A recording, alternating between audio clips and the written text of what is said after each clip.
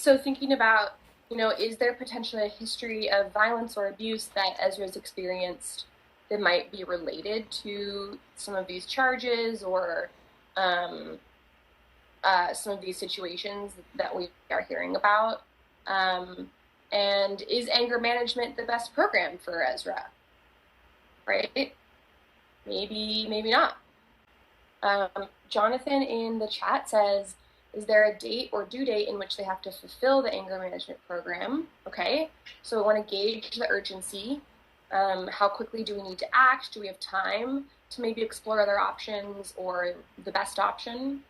And then Jen to Carly, I would want to hear the full story first to see if this anger management suggestion was a fair assessment. So does Ezra have genuine interest in participating in this program, or would they rather do it than go to jail? Something that might be helpful to know.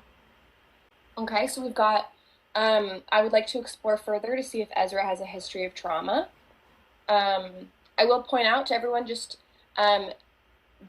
we do use they, them pronouns for Ezra, so we don't necessarily know Ezra's gender identity also in this case study.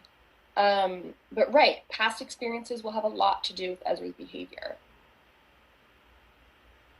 We need to get a clear picture of this person's need. Even though the court requirement has to be fulfilled, this person might have needs that we could help in other areas to fully address any IPV issues. Great.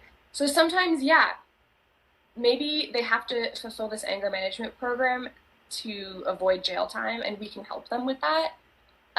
But why stop there, right? Are there other services this person needs? How might we be able to provide more meaningful services to Ezra if that's something they're interested in? We also have here in the chat, I would start asking questions regarding what happened in the assault charge. What drew them to prostitution, whether they worked for themselves or someone else, because that could have had something to do with the arrest. I just want to add that I think asking about the prostitution is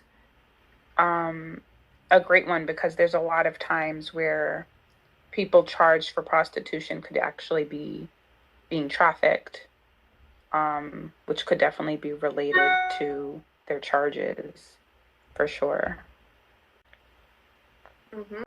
So we've got a comment here that Ezra may have been defending themselves, but may look like they're the aggressor.